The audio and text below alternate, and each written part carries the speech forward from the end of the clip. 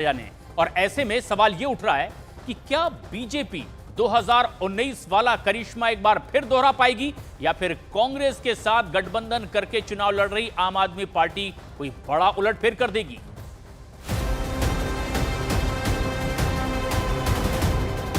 दिल्ली का चुनाव दिग्गजों पर दांव, 7 सीटों का संग्राम, क्या होगा अंजाम? बीजेपी करेगी रिपीट या गठबंधन की होगी जीत? इंडी गठबंधन के लोग ये घोर सांप्रदायिक है, घोर जातिवादी है, घोर परिवारवादी लोग हैं। अरे हमें ऐसा प्रधानमंत्री चाहिए जो हमारी समस्याओं का समाधान करे, हमारे देश को तरक्की के रास्ते पे लेके जाए।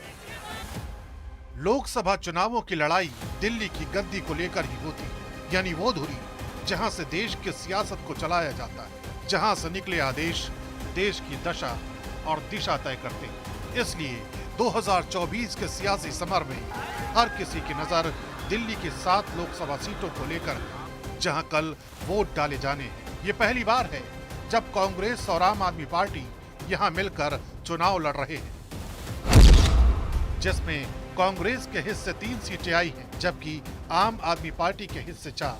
गठबंधन का यह मुकाबला सीधे सीधे बीजेपी से माना जा रहा है, जिसने पिछली बार 7 लोकसभा सीटों पर जीत दर्ज की थी। लेकिन राजनीतिक आंकड़ों में बीएसपी भी उलटफेर करने को तैयार है, क्योंकि पार्टी ने 7 लोकसभा सीटों पर अपने उम्मीदवार उतारे। आपको दिखाते हैं कि छठे चरण के रण में मुख्य मुकाबला किन के बीच माना जा रहा है।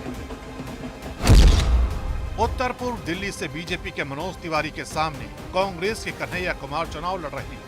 उत्तर पश्चिम दिल्ली से कांग्रेस के उदित राज के सामने बीजेपी के योगेंद्र चंदौलिया, पूर्वी दिल्ली से बीजेपी के हर्ष मल्होत्रा का मुकाबला आम आदमी पार्टी के कुलदीप कुमार से, नई दिल्ली से बांसुरी स्वराज की टक्कर आम आदमी पार्टी के सोमनाथ भारती से है। दक्षिण दिल्ली से रामवीर सिंह बिधूड़ी के सामने आम आदमी पार्टी के सही राम पहलवान। पश्चिमी दिल्ली से बीजेपी की कमलजीत सहरावत का मुकाबला आम आदमी पार्टी के महाबल मिश्रा से, जबकि चांदनी चौक सीट से बीजेपी के प्रवीण खंडेलवाल और कांग्रेस की जयप्रकाश अग्रवाल का मुकाबला है। और अब जरा पिछले चुनावों का वोट शेयर भी देख लेते हैं। 2019 के लोकसभा चुनाव में बीजेपी ने दिल्ली में क्लीन स्वीप किया था। पार्टी का वोट शेयर 56.85% था, कांग्रेस का 22.63%, तो आम आदमी पार्टी का वोट शेयर 18.20% था।